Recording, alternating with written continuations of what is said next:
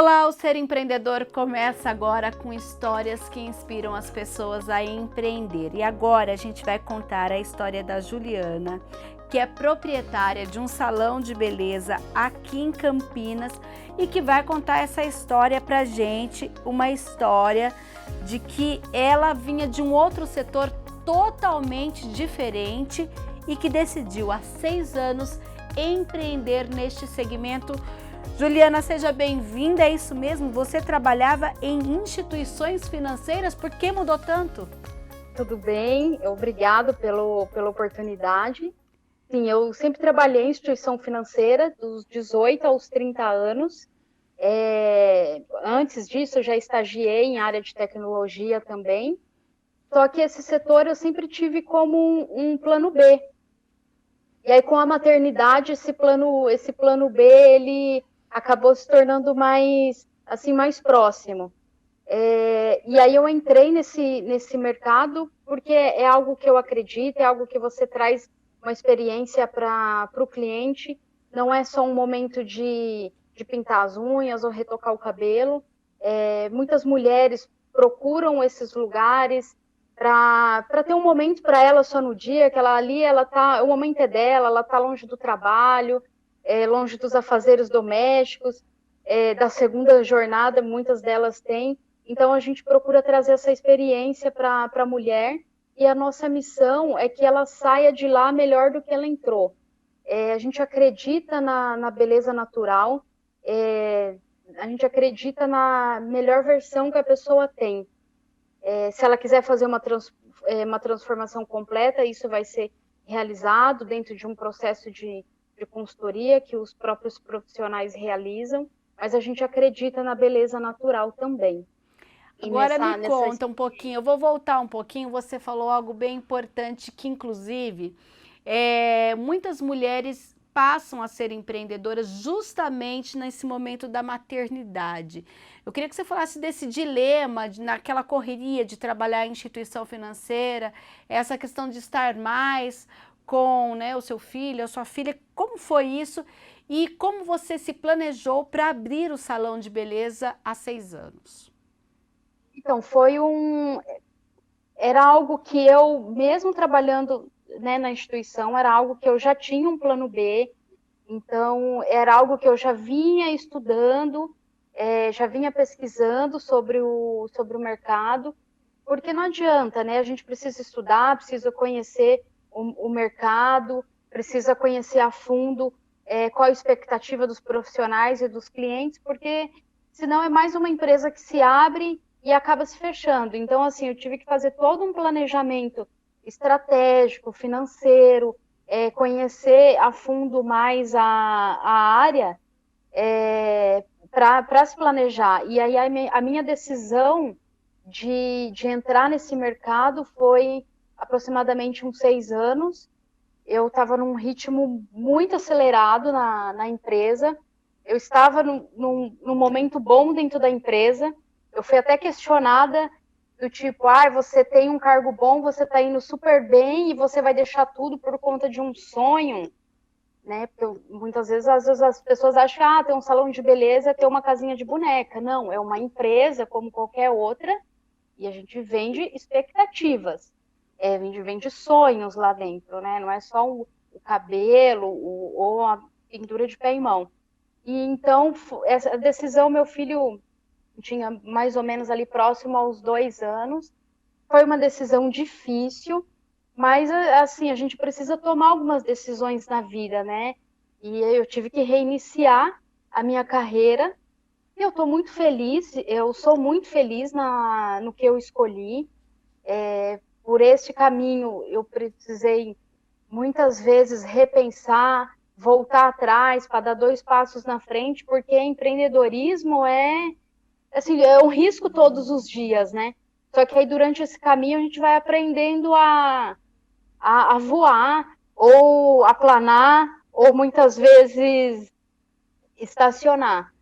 E foi isso, basicamente foi isso, é algo que eu estudo muito, eu foco muito na gestão de pessoas, que eu acredito que o processo de gestão de pessoas é o que marca assim, o sucesso do salão hoje.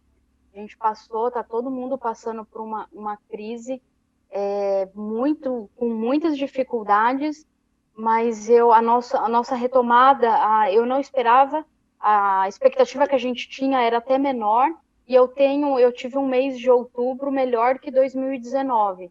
Eu acho que isso também vem por conta de todo o posicionamento que o salão fez durante o fechamento, né? A proximidade com os profissionais, a proximidade com os clientes e essa gestão de pessoas muito, muito próximo.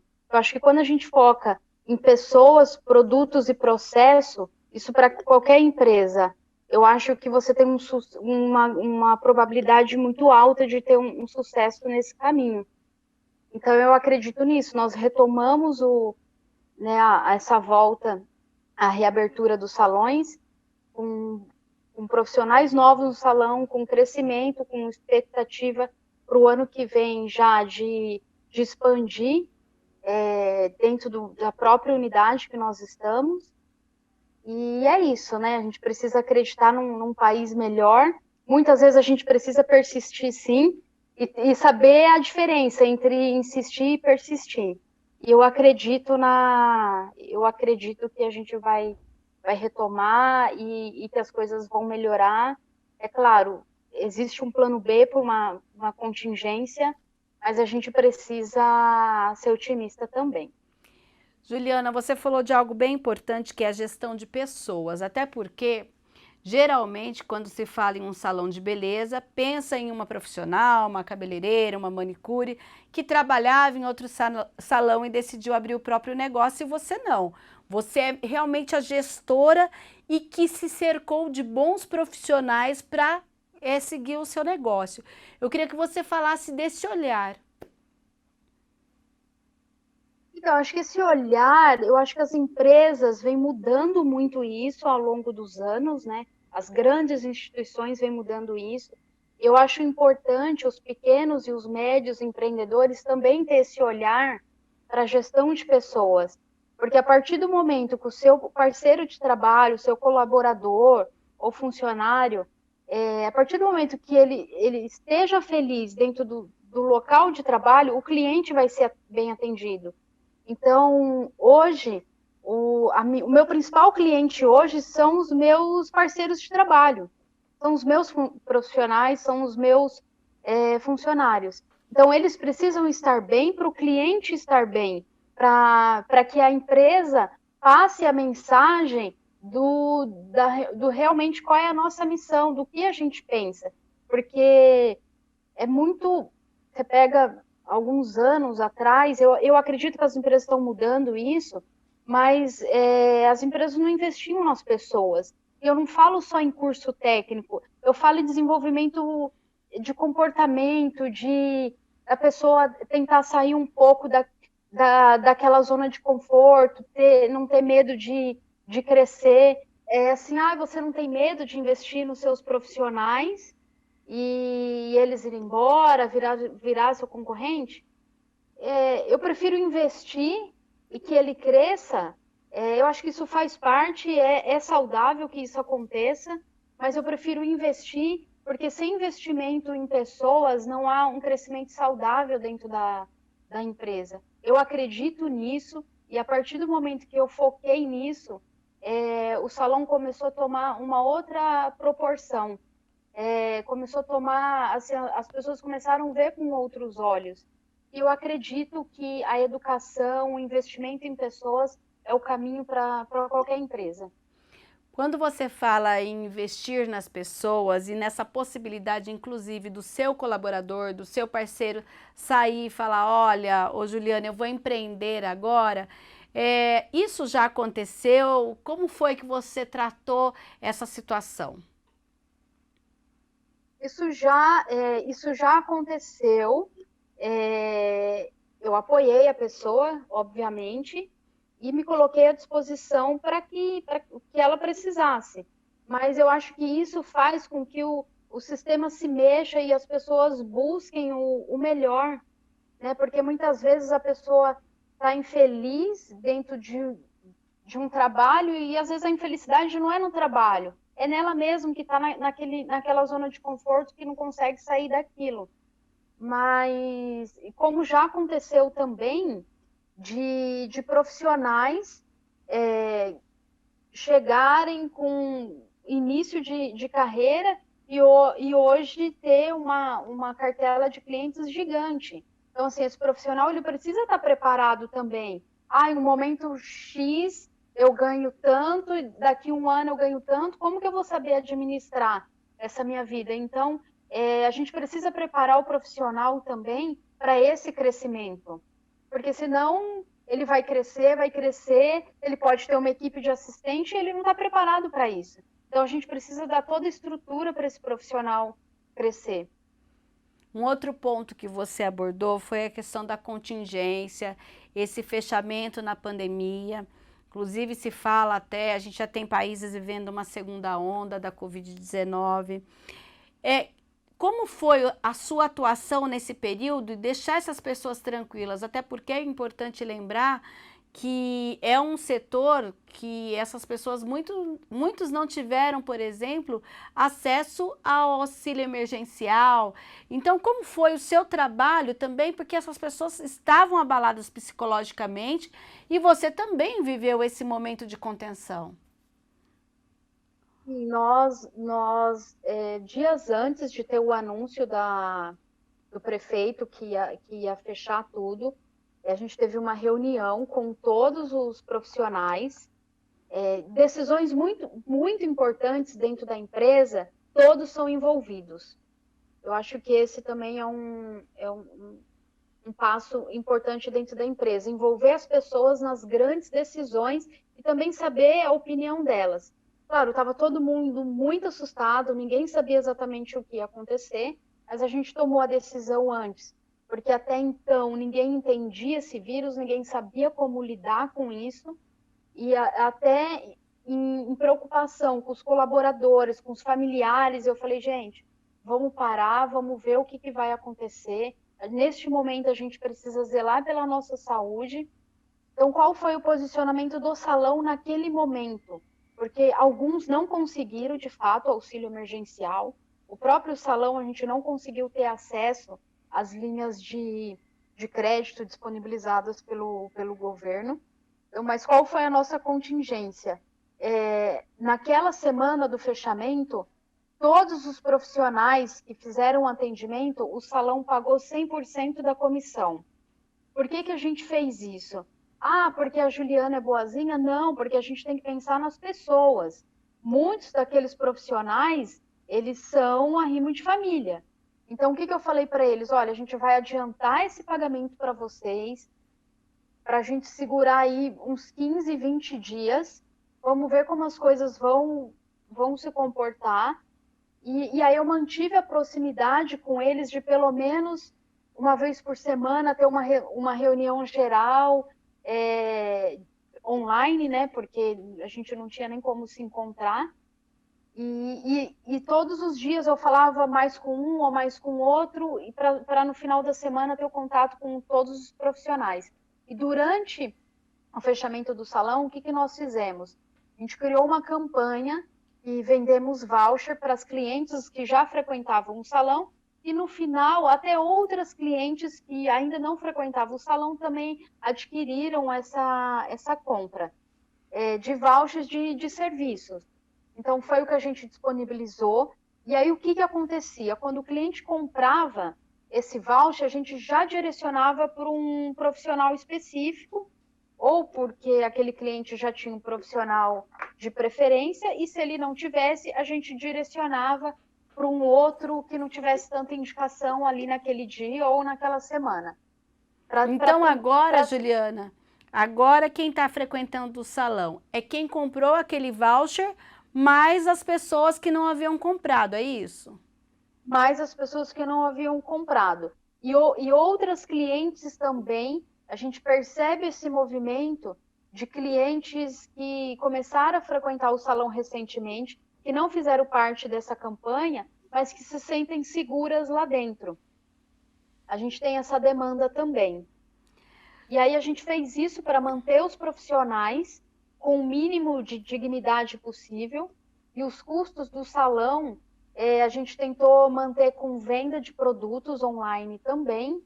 E aí, para auxiliar um pouco mais os profissionais, todos os clientes que desejavam ter o serviço em casa, porque foi um outro desafio também, a gente vendeu esse serviço do profissional ir até a casa do cliente, mas em um determinado momento, os condomínios começaram a proibir a entrada de terceiros. Mas aqueles profissionais que iam até os clientes, o salão disponibilizou o pagamento 100% para o profissional, até para que ele tivesse assim, uma preocupação a menos, né? E o salão se manteve ali, o mínimo de custos ali se manteve com a venda de produtos. Então foi assim que nós conseguimos aí sair um pouco da crise. Você falou inclusive que agora em outubro, com a retomada dos negócios, vocês estão aí com 10% de um movimento maior em relação ao mesmo período do ano passado. Isso tende a crescer agora, principalmente no fim de ano, que vem as festas, ou você acredita que deve manter esse patamar de 10%? Olha, eu acredito que mantém esse patamar, assim, desse crescimento, mas eu acredito também em reflexos externos, porque dada essa segunda onda na Europa, se a gente não continuar se cuidando, porque de fato a única solução que nós temos é a máscara, é o distanciamento social e a higienização das mãos, enfim. Então eu acredito que as pessoas estão mais confortáveis em relação a isso e estão se descuidando. Então eu acredito que a gente precisa voltar mais com essa preocupação de utilizar a máscara, de tudo que a gente já sabe, para que a gente não entre numa segunda onda. Porque, na verdade, o Brasil não saiu nem da primeira ainda. Então, eu acredito que se manter esse cenário da forma que está hoje, eu acredito nesse crescimento, sim. Juliana, qual é o aprendizado que fica? A resiliência, com certeza. Eu acho que a resiliência, o trabalho em grupo, ouvir as pessoas, ouvir os clientes, ouvir os profissionais, essa é a lição que fica. Eu acho que a gente precisa envolver mais as pessoas nos nossos propósitos, para a gente atingir um objetivo em comum. Eu acredito nisso.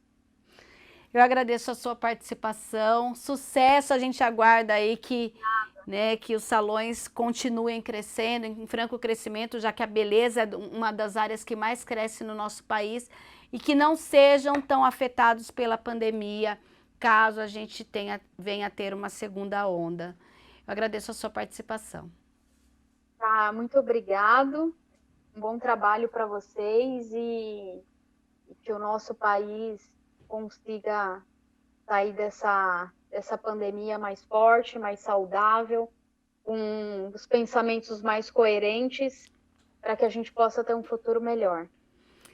A gente acabou de conversar com a empresária Juliana Vieira Romualdo e no próximo bloco nós vamos bater um papo com um especialista do Sebrae falando sobre esse setor da beleza. Não saia daí que o Ser Empreendedor volta já.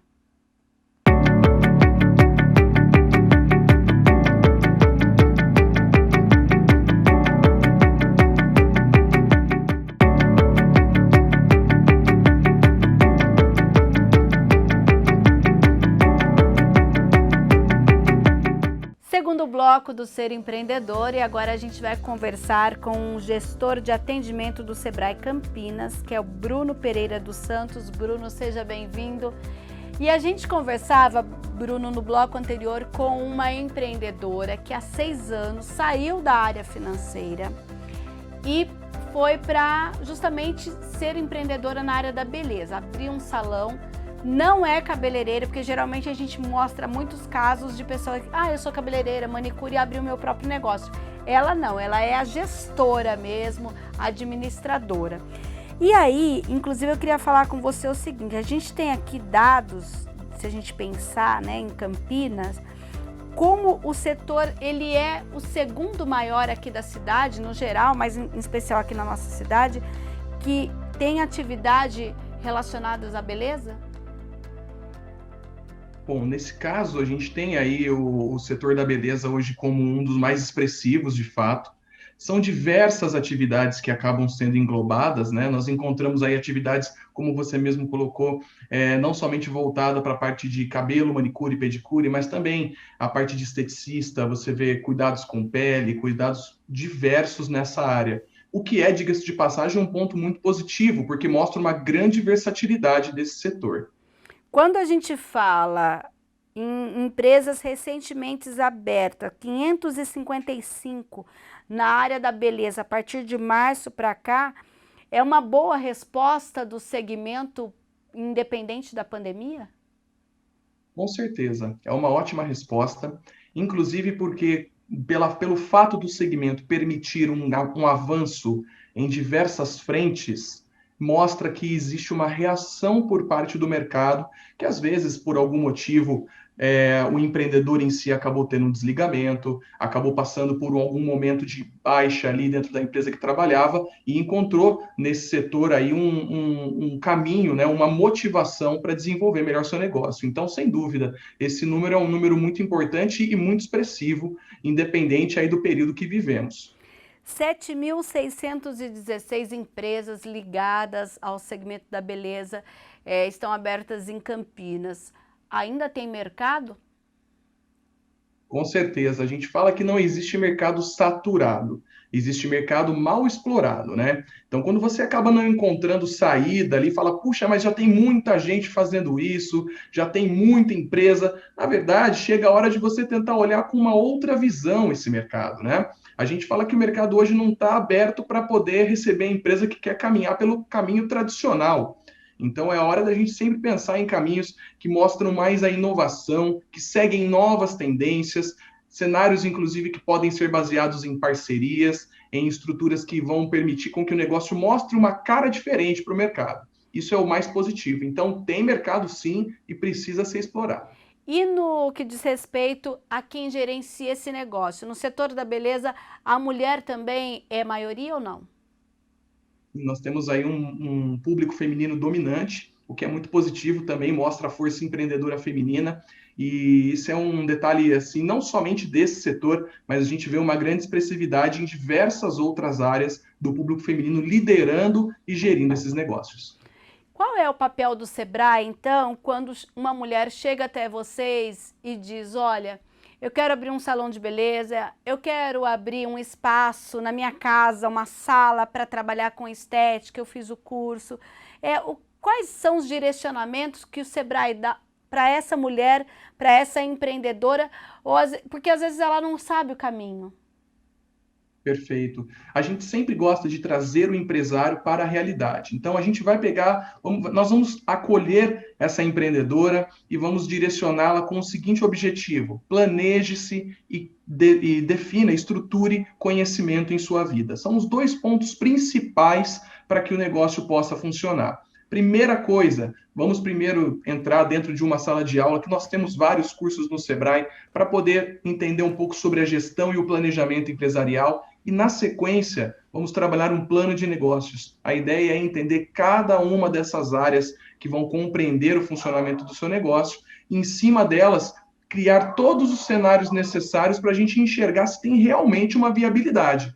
Por mais que, às vezes, à primeira vista, o negócio pareça ser viável, nunca é demais investir tempo em planejamento. Inclusive, vale aí só o reforço. Eu falei investir tempo mesmo, porque tem pessoas que acham que vão perder tempo, né? Puxa, eu tenho que acabar correndo contra o tempo para abrir o negócio. Procure usar o tempo ao seu favor. Essa é uma das grandes orientações que damos também lá dentro do Sebrae.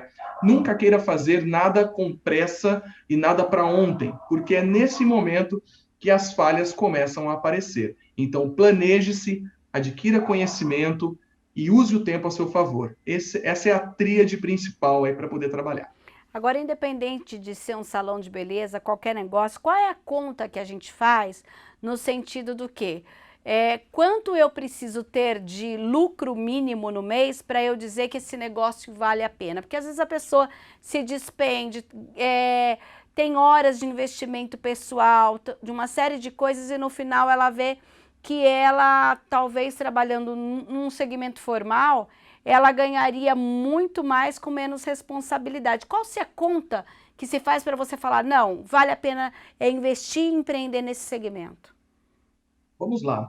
É importante entender que o conceito do lucro dentro de um negócio é algo um tanto quanto particular do empresário com o negócio em si. Então, por exemplo, existem negócios que dão 5% de lucro que o empresário solta rojão, fica feliz da vida, porque aquilo é excelente. Em contrapartida, tem negócios que têm até uma margem maior, mas ainda assim não é o suficiente para o sustento desse negócio em longo prazo.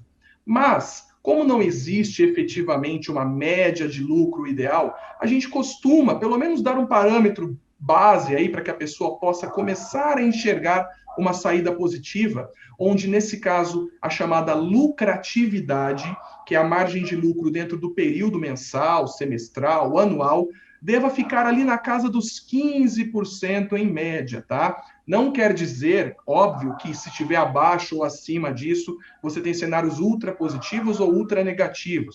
Mas é interessante a gente tentar entender se o nosso negócio está chegando dentro dessa margem, né? Inclusive, é nesse plano de negócios que eu comentei que a gente consegue construir cenários para ver quais são os passos para chegar nesse lucro. Um ponto importante a ser dito também é que entende-se que dentro do negócio o lucro gerado é algo que pertence ao empresário, quando na verdade a gente tem que tomar um pouquinho de cuidado com isso. É fundamental, antes de você fazer uso do lucro gerado, você pensar que o seu negócio deve pagar a você um salário. Entenda que o seu negócio, na verdade, aliás, que você para o seu negócio, na verdade, é um custo. Então, eu preciso cobrir o meu custo, o custo da minha existência dentro desse negócio, para o que de fato sobrar depois de pagar todo mundo, pagar o meu salário, aí sim seja entendido como um lucro e que naturalmente possa ser reinvestido no negócio ou então mantido como um capital de giro para sustento desse negócio aí a médio e longo prazo.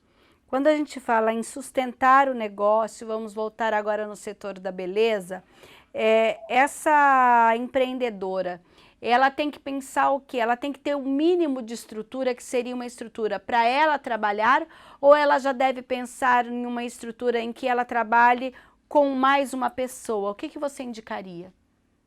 A gente sempre gosta de falar que começar pequeno é o melhor caminho para viabilizar qualquer negócio. Então, não tem problema nenhum dela começar sozinha, estruturando o negócio ali somente ela, tocando o negócio somente ela.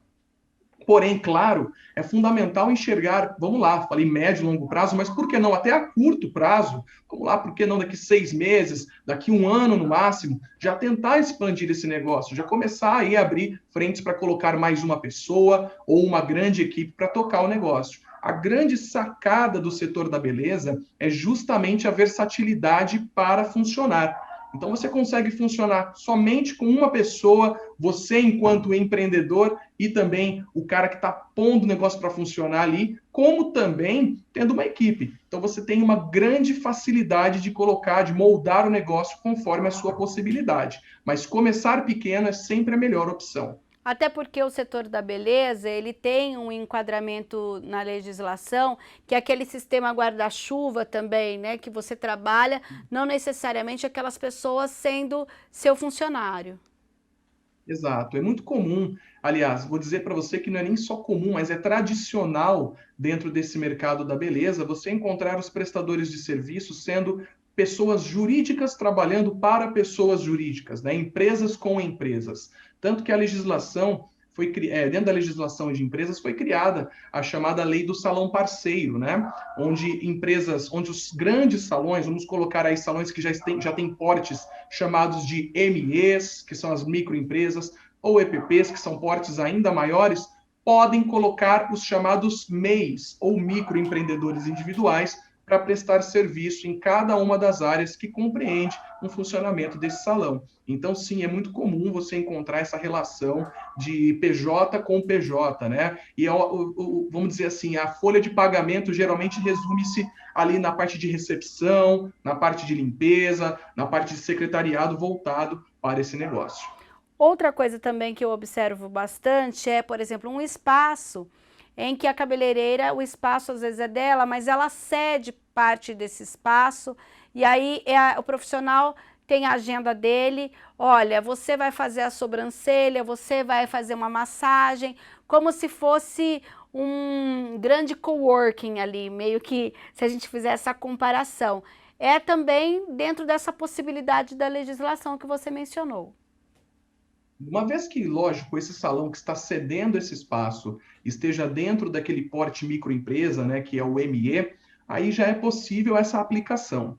Quando a gente encontra situações em que há microempreendedores individuais, MEIs, cedendo espaço para outros MEIs dentro do próprio local de trabalho, nós pedimos que tome um pouco de cuidado, né? Procure estar dentro da legislação, procure ver a necessidade aí talvez de uma ampliação de porte para que você consiga andar dentro das conforme, né, as leis determinam. Nesse caso, é necessário fazer algum tipo de contrato com essas pessoas para assegurar que não se tenha problemas no futuro? Sem dúvida, é sempre importante colocar tudo dentro de contrato para que haja, de fato, um total entendimento até que ponto cada uma das partes vai agir, vai atuar. E para que, na verdade, fique tudo devidamente combinado. É muito comum o sistema de comissionamento, ao invés de cobrar um aluguel, a pessoa divide o valor ali que foi cobrado no serviço, isso daí é tratado como comissão. Então, quer dizer, estando tudo muito bem detalhado dentro do contrato, a gente cria, de fato, uma segurança ainda maior para que o empreendedor possa ampliar o seu negócio. E quando a gente abre um salão, por exemplo, na garagem de casa, na sala de casa, isso também parece ser bastante comum nesse segmento. Eu queria que você desse uma dica para essas pessoas que pretendem abrir, não tem ainda o valor para pagar um aluguel, abrir uma portinha e falar, eu vou abrir aqui em casa mesmo. Vamos lá. Primeira coisa, se a gente for pensar em situação de viabilidade, da mesma maneira que a gente fala para um grande negócio, eu falo para o pequeno negócio. Por favor, planeje-se, invista aquele tempo no planejamento. E lógico, não entenda que só porque é o seu lar, é a sua residência, que essa decisão da abertura é soberana em relação ao seu entendimento, à sua vontade. Procure falar com a prefeitura municipal, os órgãos que fazem as fiscalizações, geralmente concentrados na prefeitura municipal, para que você verifique se a sua atividade pode ser explorada dentro do seu local de moradia. Normalmente, considerando Campinas e até algumas cidades da região, normalmente não encontra-se um impedimento. Mas, é claro, nós devemos estar devidamente não só municiados aí da autorização, como, de fato, fazendo com que a prefeitura entenda e saiba que estamos fazendo aquele trabalho, para que não haja lá no futuro alguma fiscalização que pode acabar atrapalhando um pouco o seu desenvolvimento. Quando a gente fala dessa questão da legislação municipal, a lei de zoneamento, Campinas, inclusive, teve uma atualização na lei de zoneamento e você, se mora aqui em Campinas, verifique se na sua região, se a sua rua é permitido que se abra um negócio, um salão de beleza. Foi como o Bruno disse, né? Geralmente não há muito impedimento, a gente teve a mudança mais por conta de grandes empresas e grandes comércios. Agora, Bruno, a pessoa que muitas vezes tem essa clientela passou por um momento bem assim delicado, que até a nossa entrevistada anterior falou sobre resiliência nesse período de pandemia. Nós tivemos os salões fechados e uma abertura. Ela, no caso, criou uma estratégia de vender vouchers nesse período para que a cliente agora, com a reabertura, fizesse uso desse voucher. Quando é preciso pensar nessas estratégias justamente para sobreviver em momentos de crise? Perfeito. Muito bacana, inclusive, essa ação dela. Gostei muito de escutar isso. É muito, muito bacana a gente ver a criatividade do empresário, né? E ações como essa não devem ser pensadas somente no momento da crise, né? A gente fala que o melhor momento a se pensar em uma defesa para situações como essa que ainda vivemos é justamente antes mesmo de acontecer. A gente costuma falar que o planejamento é se antecipar ao futuro. Então, no momento em que você está desenvolvendo as suas estratégias, crie aqueles cenários que eu comentei, sempre pensando em situações até um pouco mais complicadas do tipo, puxa, e se der errado? Como que eu devo agir? É nesse momento que você desperta a sua criatividade. Então, surgem soluções como essa que foi citada, surgem, por exemplo, os chamados contratos mensais, as parcerias para que você possa poder vender produtos que são complementares aos seus serviços, até mesmo entra em vigor aquela condição do capital de giro, para que a empresa consiga ter até alguns meses de sobrevivência, mesmo se não faturar absolutamente nada. Inclusive, esse é um dos maiores, vamos dizer assim, um dos maiores desafios que o empresário tem no momento de montar o seu novo negócio, ou até mesmo de fazer com que o seu negócio já em funcionamento consiga seguir em frente. Esse nome capital de giro existe porque é o dinheiro que permite o seu negócio girar, seguir em frente. Então é fundamental a gente sempre se anteceder a situações como essa, colocá-las como potenciais ameaças para o negócio. É assim que a gente desenvolve as melhores estratégias para evitar que a gente acabe fechando as portas em momentos como esse que vivemos. Bruno, caso nós tenhamos aí empreendedoras que tenham muitas dúvidas, essa consultoria do Sebrae, como ela funciona? Elas podem procurar para tirar dúvidas, depois fazer até um planejamento de negócios. Qual é o papel do Sebrae quando chega alguém e fala, eu quero abrir um negócio, mas não sei como? Perfeito. Por favor, a gente pede que realmente nos procure. Fiquem à vontade para irem até o Sebrae. Nosso trabalho é fazer esse primeiro atendimento e, por que não, continuar acompanhando o empreendedor sempre que ele precisar. Quando você chegar no escritório lá daqui de Campinas, né, o ER Campinas, que a gente chama, que funciona inclusive de segunda a sexta, das 9 às 17 horas para o atendimento, você vai ser acolhida, vai ser recebida e lá, naturalmente, vai ter todas as suas dúvidas direcionadas.